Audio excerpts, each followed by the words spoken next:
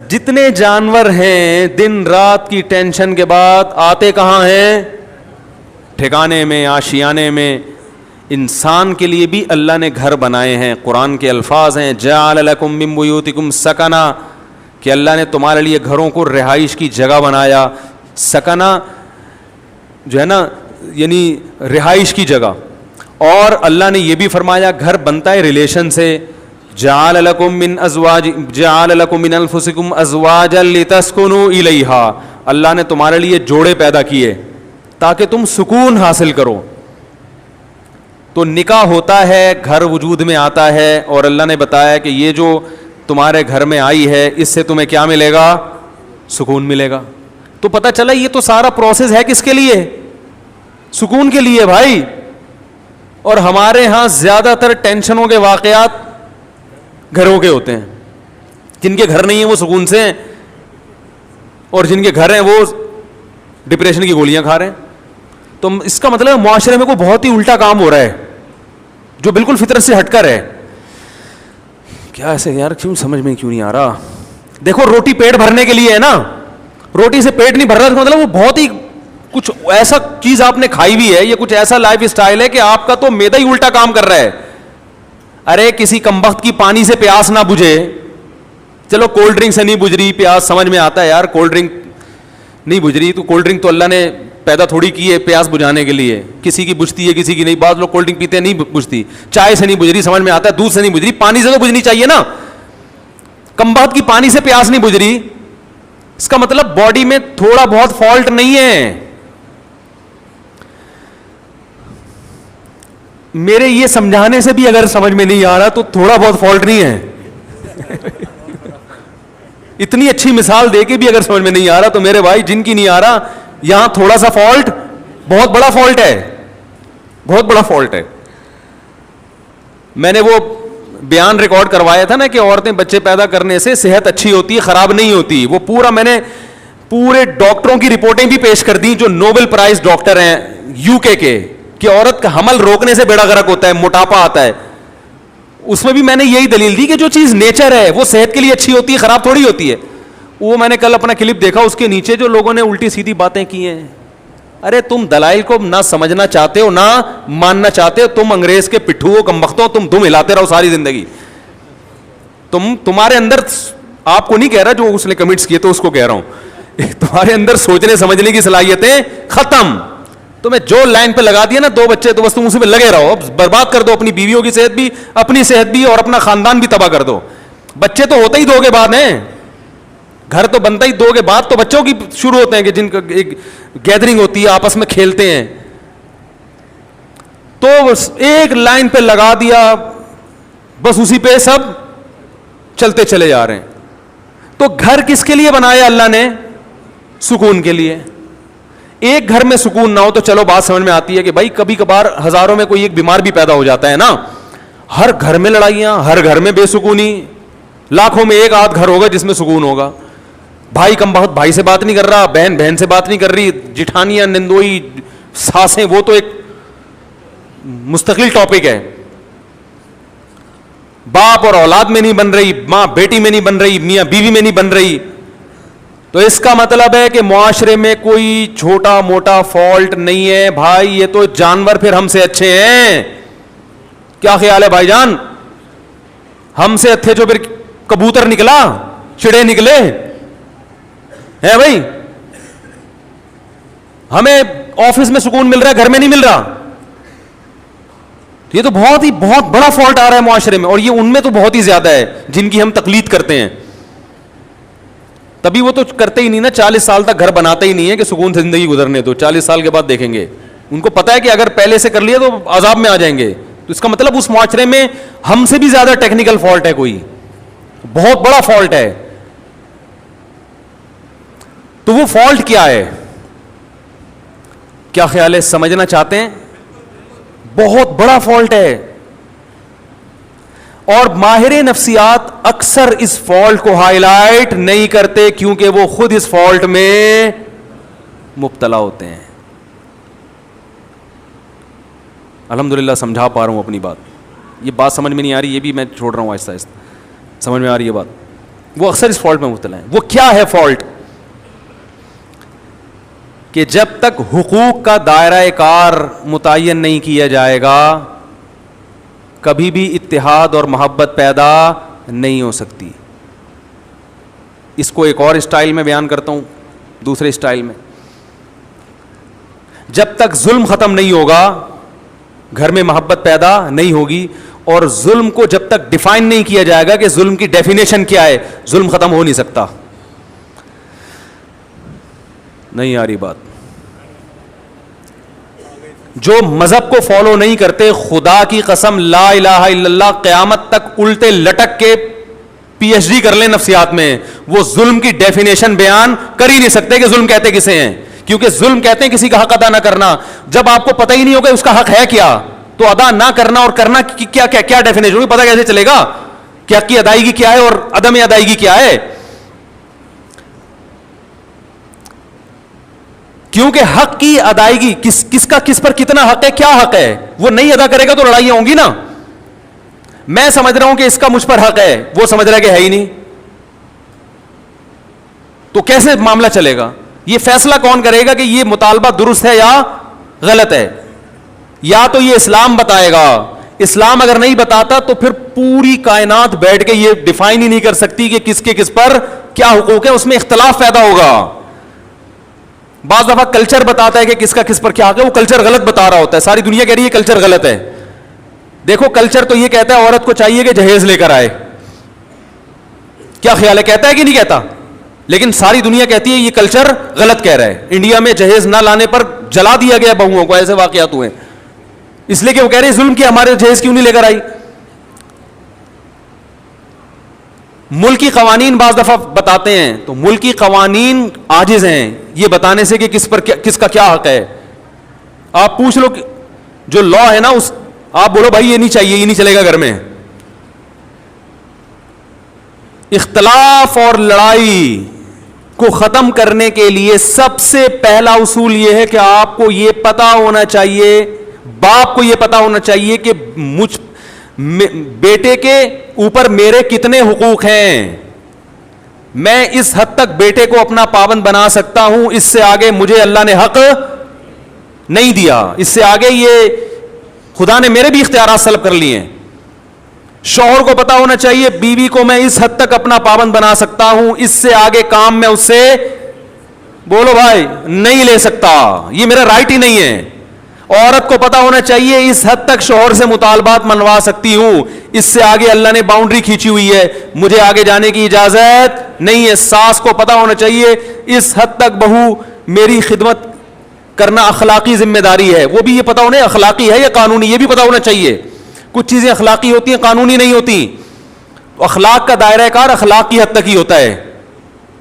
ارے پڑوسیوں کو پوچھنا اخلاقی ذمہ داری ہے نا, آپ نہیں پوچھ رہے تو کیا وہ کیس کر سکتا ہے آپ کے خلاف؟ بھائی حدیث میں آتا ہے کہ وہ شخص مومن نہیں ہے جو خود پیٹ بھر کے کھائے پڑوسی بھوکا سوئے. لیکن آپ پیٹ بھر کے کھا رہے ہو, پڑوسی بھوکا سو رہا ہے, گناہ ملے گا قیامت میں. لیکن اس بیس پہ پڑوسی آپ کے خلاف کیس نہیں کر سکتا, لڑ نہیں سکتا آپ سے. وہ حدیث میں تو آتا ہے تو پیٹ بھر کے کھا رہا ہے اور جو ہے نا میں بھوکا ہوں, اب گریبان پکڑ لیا, تو یہاں ظالم کون ہوگا؟ وہ پڑوسی ہوگا. بھائی اخلاقی ذمہ داری ہے کہ آپ پیٹ بھر کے کھا رہے ہو, لیکن آپ کی ہے, اس کی نہیں ہے, وہ نہیں مطالبہ کر سکتا. کچھ چیزیں اخلاقی ہیں, لیکن ہمارے ہاں کس کا کیا حق ہے یہ یونیورسٹیوں میں نہیں پڑھایا جاتا. ماہر نفسیات کو پتہ ہی نہیں ہوتا کہ حق کیا ہے, تو بیچارہ گائیڈ کیسے کرے گا؟ ہائے ہائے کیسے سمجھائیں. ماہر نفسیات بیچاروں کو پڑھا ہی نہیں, ہوتا اسلام پڑھیں گے تو پتہ چلے گا نا. انہوں نے تو گورے کو پڑھا ہے, گورے کو خود نہیں پتا, وہ اپنے گھروں میں سکون پیدا کر لیا.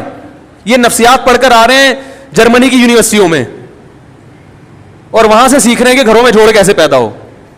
جنہوں نے ان کو پڑھایا اس پروفیسر سے پوچھو کہ تمہارے گھر میں جوڑ ہے, وہ کہے گا میرا تو گھر ہی نہیں ہے, اور اس لیے نہیں ہے مجھے پتا تھا گھر ہوگا تو پھڈے ہوں گے. تو ہم نے کہا ابھی 55 سال میں کریں گے شادی, وہ تمہیں بتائے گا گھروں میں جوڑ کیسے پیدا ہو. یار کیا تو رینجرز کا کیس ہے بھائی, خطرناک کیس بنانے والا ہوں آپ کے خلاف. سارے مسائل یہاں سے کھڑے ہو رہے ہیں, گھروں میں جھگڑے, لڑائی, دفتروں میں. بھائی آپ کو پتہ ہی نہیں ہے کہ میں کہاں تک جا سکتا ہوں. دیکھو فوج میں پھڈے کم ہوتے ہیں, پولیس میں بھی, تھانے میں پھڈے کم ہوتے ہیں. وجہ اس کی یہ ہے کہ ایک رنگ روٹ کو پتا ہے کہ آفیسر کی بات میں نے ماننی ہے, کن باتوں کو ماننا ہے اور کون سی بات ایسی ہے جو میرے اوپر لازم نہیں ہے. اگر کوئی آفیسر میرے سے گھر سے پوچھا لگوانا شروع کر دے تو یہ میرے اوپر, اور آفیسر کو پتا ہے کہ میں نے یہ شروع کر دیا تو میرے خلاف کیس بھی ہو سکتا ہے. تو پھڈوں کا ریشو فوج میں, پولیس میں سب سے کم ہے, کیونکہ قانون ہے, ان کو لکھا ہوا ہے کہ یہ ذمہ داری ہے. دفتروں میں بھی پھڈے اکثر کم ہوتے ہیں, کیونکہ باس کو پتا ہے کہ یہ امپلائی میرا کتنا تابع ہے, اس کو تنخواہ اس چیز ریٹرن میں لکھا ہوا ہوتا ہے کہ بھائی تجھے اس چیز کی تنخواہ مل رہی ہے, تو نے اتنے بجے آنا ہے, یہ کام کر کے دینا ہے, کرے گا تو میری بھلا سے, تو شکل کا اچھا ہے برا ہے بھائی, تجھے ملیریا ہے, تجھے ٹی بی ہے, تجھے کیا ہے, تو نے پولیو کی ویکسینیشن کروائی ہوئی ہے کہ نہیں کروائی ہوئی, مجھے میری ہیڈ ایک نہیں ہے. یہی ہوتا ہے نا بھائی, یہ کام ہے, یہ کر کے دو گے تو تنخواہ ملے گی, نہیں تو پتلی گلی سے نکلو. اس لیے وہاں بھی پھڈوں کا ریشو کیا ہے, وہاں پھڈے ہوتے ہیں غیبتوں کی وجہ سے. وہ باس, وہ دیکھو وہ چمچا بنا ہوا ہے, اس کو تنخواہ بڑھا دی ہم کیونکہ ایمانداری سے کام کر رہے ہیں, ہماری تو تنخواہ نہیں بڑھ رہی. یہ اتنے اور بھی باتوں کی حد تک ہوتا ہے. ایسا نہیں ہوتا کہ کمپنی بند ہو جائے پھڈوں کی وجہ سے, صرف باتیں کریں گے. وہ تو شوق ہے مسلمانوں کو باتیں کرنے کا, کیونکہ کام وام تو ہوتا ہے گورنمنٹ کے اداروں میں ہی زیادہ ہوتا ہے نا, کیونکہ وہاں تو کام ہی نہیں ہوتا, تو باتیں کر کے ٹائم پاس کرنا ہوتا ہے. لیکن گھروں کے جو پھڈے ہوتے ہیں وہ خطرناک, چاقو نکل آتے ہیں, چھریاں نکل آتی ہیں, 2 سال تک بھائی سے بات ہی نہیں کر رہا, طلاقیں ہو جاتی ہیں, بچے رول جاتے ہیں, ڈپریشن میں چلے جاتے ہیں. ہم نے نہیں دیکھا کوئی باس کی وجہ سے ڈپریشن میں گیا ہو. ایسے میاں بہت دیکھے ہیں جو بیوی کی وجہ سے, عورتیں شوہر کی وجہ سے, بہویں ساس کی وجہ سے, ساس اپنی ساس کی وجہ سے. آپ کہنے والے تھے ساس بہو کی وجہ سے, اب تک ایسی رپورٹ آئی نہیں ہے, وہ چھوڑیں بھی زیادہ. تو خود سمجھدار ہیں آپ لوگ. وہ ساس بھی ڈپریشن میں آتی ہے, لیکن وہ کس کی وجہ سے, اپنی ساس نے اس کو ڈپریشن کا مریض بنا کے دنیا سے گئی ہوتی ہے, تو وہ آگے پارسل کر رہی ہوتی ہے یہ امانت بہو کی طرف, ٹھیک, کہ مجھے جو وراثت میں ڈپریشن ملی تھی وہ میں پوری کہاں ٹرانسفر کر رہی ہوں, بہو کو. اب جب جھگڑے ہوتے ہیں ساس بہو کے بہت, ہم کہتے ہیں بھائی الگ کرو, تو ماں باپ پھر غیرت کے تانے, ہم نے دودھ پلایا جوان کر دیا, الگ ہو رہے ہو. حالانکہ یہ ماں باپ کا رائٹ نہیں ہے, یہ آپ کا حق ہی نہیں ہے. بیٹا جوان ہو گیا, بالکل الگ رہ سکتا ہے, وہ نہ رہے اچھی بات ہے, ساتھ میں جو برکت ہے وہ الگ, لیکن یہ وہی ہے, اخلاقی کچھ اور چیزیں ہوتی ہیں. لیکن پڑوسی گریبان تھوڑی پکڑ سکتا ہے آپ کا کہ بھئی حدیث میں آتا ہے تو مجھے کھلایا کرو, تو کھلاؤ.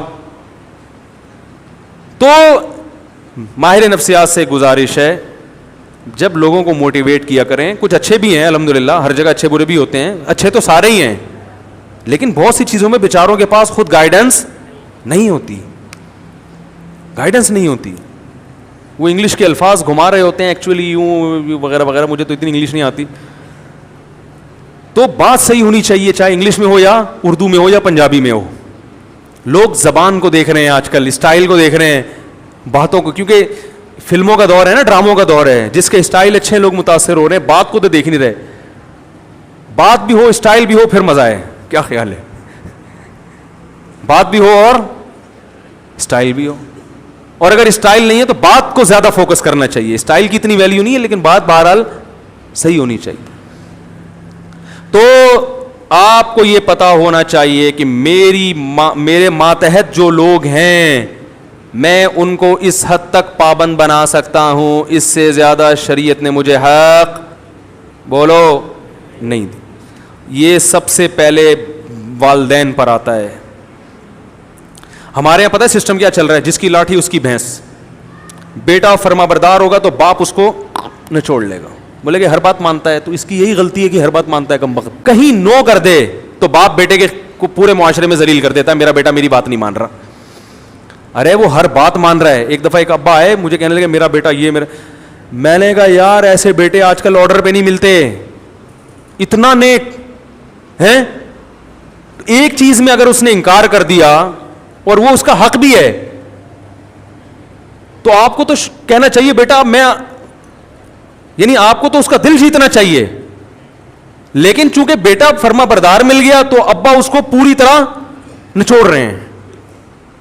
اگر وہی نافرمان ہوتا تو ابا کہتے صرف 100 میں سے 1 بھی مان لے تو میں خوش ہو جاؤں گا. سیزن یہ چل رہا ہے, صحیح ہے نا, موسم چلتا ہے نا, ابھی آم کا موسم ختم, انگور آ گئے, تو سیزن ہوتا ہے نا, جب انگور ہے تو ہر جگہ انگور ہی انگور نظر آئیں گے آپ کو. اور یہی حال ابا کا ہے.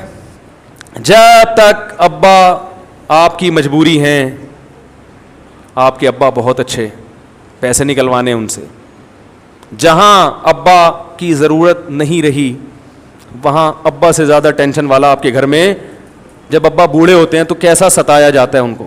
یہ ہمارے معاشرے میں اکثر ہوتا ہے. بوڑھا ہونے کی دیر ہوتی ہے بیچارے کی, وہ کھانستا ہوا بھی برا لگ رہا ہوتا ہے, ہر چیز میں وہ کیا لگ رہا ہوتا ہے, برا. یہ جائے گا کب؟ اور باقی حقوق کو اسی پر قیاس کر لیں. تو یہ جو اللہ نے فرمایا ادخلوا فی السلم کافہ, مکمل اسلام میں داخل ہو جاؤ, اس مکمل میں یہ بھی ہے کہ آپ کو یہ پتہ ہونا چاہیے کہ سامنے والے کے مجھ پر کتنے حقوق ہیں. ایک چھوٹا سا واقعہ سنا کے بیان ختم کرتا ہوں. ہمارے شیخ مفتی رشید احمد صاحب بڑے بزرگ تھے, ہم ان کا بہت احترام, ان کے غلاموں کے غلام تھے, غلاموں کے غلام. میں نے حضرت سے کوئی بات عرض کی کہ حضرت کچھ ایسی بات ہے, کچھ گھر سے متعلق. حضرت نے وہ بات مشورے کے لیے کسی سے ذکر کر دی. تو میں نے حضرت سے عرض کیا, حضرت یہ گھر کی بات تھی, یہ باہر نہیں آنی چاہیے تھی. حضرت نے مجھ سے معذرت کرنا شروع کر دی, کئی غلطی ہوئی ہے مجھ سے, حالانکہ وہ بات کوئی ایسی نہیں تھی. اب اگر وہ یہ کہتے کہ میں چونکہ بزرگ ہیں, میں بڑا, میں نے کر دی تو کیا ہو گیا, ہم تو کچھ نہیں کہتے, کیونکہ اخلاقی ذمہ داری ہے کہ بڑوں سے اگر غلطی بھی ہو جائے تو معاف کرو. یہی ہے نا اخلاق تو اخلاقی طور پہ تو شریعت ہم اسی کا پابند کرتی ہے. لیکن یہ ان کا بڑا پن کہ وہ جانتے تھے کہ بھائی یا اس سے آگے, حالانکہ کوئی ایسی بات نہیں تھی, لیکن جس سے کی وہ مجھے پتا تھا کہ میرا دشمن ہے. تو کسی کا راز فاش کرنا یہ باپ کے لیے بھی جائز نہیں ہے کہ اپنے بیٹے کا راز, بولو نا, فاش. باپ کے لیے بھی جائز نہیں ہے کہ اپنے بیٹے کی غیبت کرے. ماں کے لیے جائز نہیں ہے کہ اپنی بیٹی کی غیبت کرے. ہاں بیٹا ظلم کر رہا ہو باپ کے اوپر, واقعی واضح ظلم ہو, پھر اپنا غم ہلکا کرنے کے لیے اپنے کسی بہت ہی کلوز آدمی کو وہ اپنا غم بتا سکتا ہے, یا کسی سے مشورہ لینا ہو کہ بھائی بیٹے میں یہ جرم ہے, تو مشورے کے طور پر کسی ایسے آدمی سے جس کے بارے میں یقین ہو کہ یہ راز فاش نہیں کرے گا. آج دیکھا ہے باپ اپنے بیٹے کی برائیوں کو لوگوں کے سامنے بیان کر رہے ہیں, یہ غیبت ہے بھائی. یہ تو کسی غیر مسلم کی غیبت جائز نہیں ہے, تو بیٹے کی کیسے جائز ہو گئی؟ بہت مشکل ہے. بیٹے کی غیبت بھی جائز نہیں ہے, ماں کے لیے بیٹی کی غیبت بھی جائز, اور بیٹے کے لیے باپ کی تو اور زیادہ گناہ ہے. لیکن یہ گھروں میں ہو رہا ہے. جب بیٹا سنے گا کہ میرا ابا فلاں فلاں کو پکڑ کے میرے بارے میں برائیاں کر رہا ہے, تو اس کا مطلب پھر گھر میں سکون, بولتے کیوں نہیں ہو سکتا, پھر نہیں ہوگا. اس کے دل میں ایک نفرت کے جذبات پیدا ہوں گے. ہم تو یہی کہیں گے بھائی باپ ہے صبر کرو, لیکن بہرحال نفرتیں پیدا ہوں گی اور لڑائیاں ہوں گی. پھر جب باپ کو سمجھایا جائے اور وہ تکبر میں آئے کہ نہیں میں نے کر دی تو کیا ہے, اس کا مطلب فالٹ کہاں ہے؟ آپ میں ہے. سمجھ رہے ہیں ٹیکنیکل فالٹ کس میں ہے؟ اس لیے اسکرو پانے لے کے بیٹھا کریں, جہاں کہیں فالٹ نظر آ رہا ہے اس کو فوراً ٹائٹ کروا لیں. اور یہ علماء سے ٹائٹ ہوتے ہیں, فوراً پوچھیں حضرت اس میں بتائیں غلطی پر کون ہے. تو یہ بڑا لمبا موضوع ہے کہ کس کے کس پر کیا حق ہیں, وہ بیان ہوتے رہنے چاہیے تاکہ ہمیں پتہ چلے کہ ہمیں یہ تو ہر آدمی اس چکر میں کہ فلاں کے مجھ پر فلاں پر میرے کیا حقوق ہیں, اس میں تو پتہ ہے سب, ہر آدمی اس کو نچوڑنے میں لگا رہتا ہے. لیکن میری باؤنڈری کہاں تک ہے؟ ماں باپ کہتے ہیں, مجھ سے اکثر فون آتے ہیں کہ والدین کے حقوق پر پلیز بیان کریں, آپ والدین کے حقوق پر بیان کریں. اور اتفاق سے میں کر دیتا ہوں اولاد کے حقوق پر. بعض دفعہ ایسا بھی ہوتا ہے, وہ کہتے ہیں یہ کیا بات ہوئی, میں کہتا ہوں بھائی اس پر بھی کریں گے لیکن ساتھ ساتھ اس پہ بھی تو ہونا چاہیے نا, اس پہ بھی تو ہونا چاہیے, دونوں چیزیں ضروری ہیں.